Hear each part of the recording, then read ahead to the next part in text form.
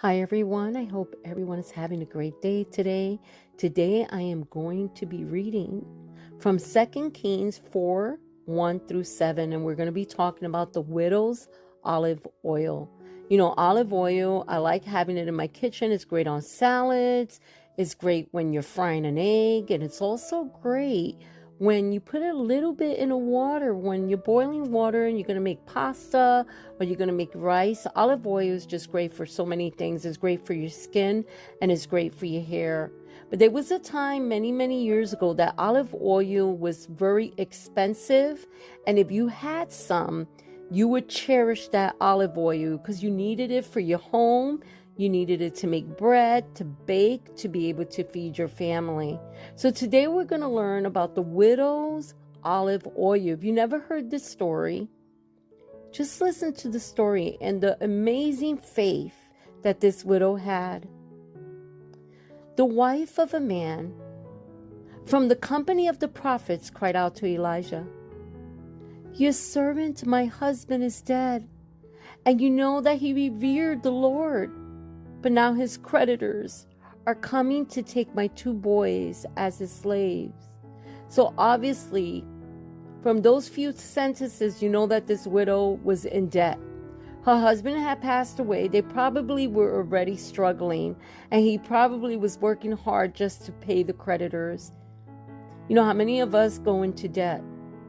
How many of us owe creditors? And we're just so worried, God, where am I going to get the money?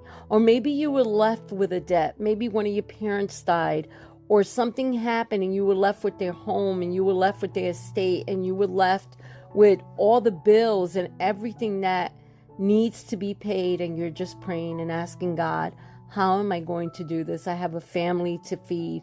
What am I going to do? That was exactly her question to Elijah. Elijah replied to her, "How can I help you? Tell me, what do you have in your house?" Because he knew, and God was using him.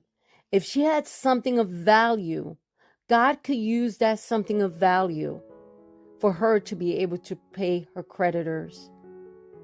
She responded, "Your servant has nothing there at all," she said, "except a small jar of olive oil."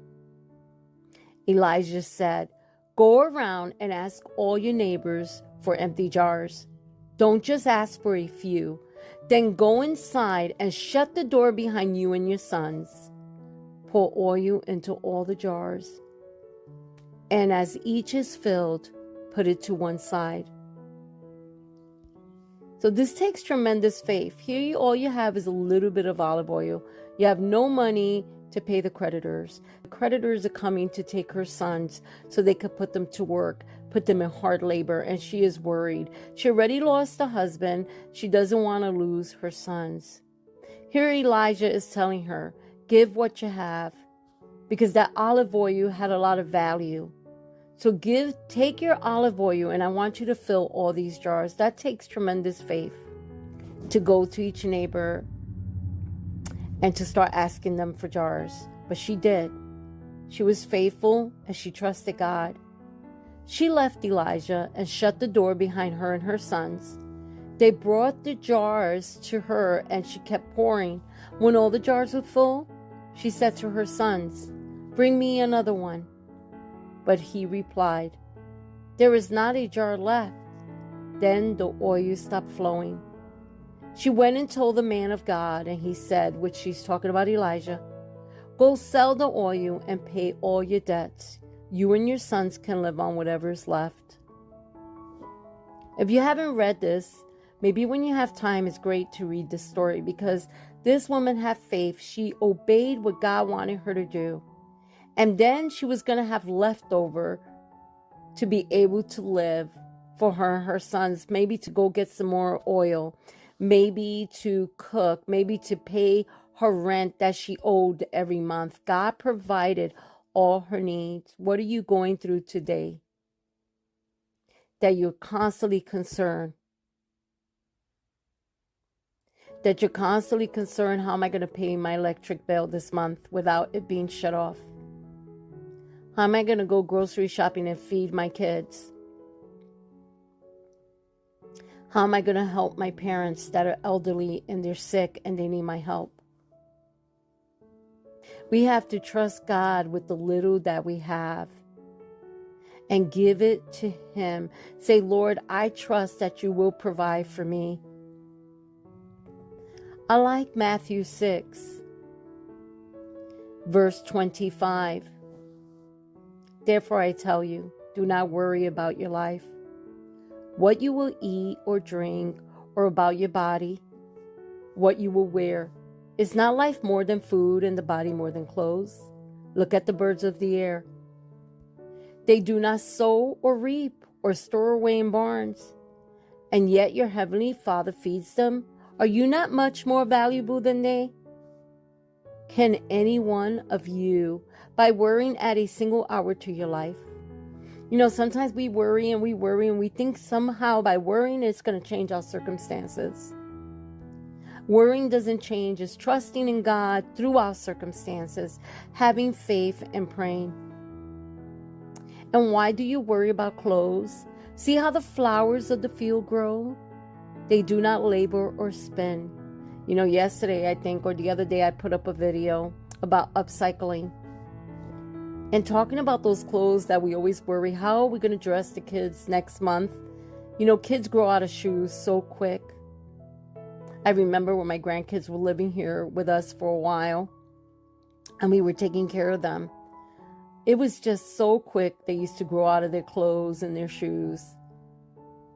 But God always provided for us to be able to buy them a new pair of shoes or buy them clothes. And I've even had people in my church come up to me and say, here, I got these extra clothes that don't fit my kids anymore. Can you use them? And that was such a blessing. Just those little extra things was such a blessing. And sometimes if you have extra clothes that you no longer wear, besides upcycling them, if you really are set on just giving them away, give them to a family in need. Find out where you can go, even what shelter you can take clothes to. Or if you have children's clothes, I go to many yard sales throughout the summer, and I see tons and tons of children's clothes. There are many children that their parents cannot afford to buy them new shoes every month. How can we help? Yet I tell you that not even Solomon in all his splendor was dressed like one of these. If that is how God clothes the grass of the field, which is here today and is tomorrow is thrown into the fire, will he not much more clothe you, you of little faith? So do not worry, saying, what shall we eat? Or what shall we drink? Or what shall we wear? For the pagans run after all these things, and your heavenly Father knows that you need them. But seek first his kingdom and his righteousness, and all these things will be given to you as well. Therefore, do not worry about tomorrow, for tomorrow will worry about itself. Each day has enough trouble of its own. So don't forget, whatever you're going through today, don't worry. Trust God. He will provide.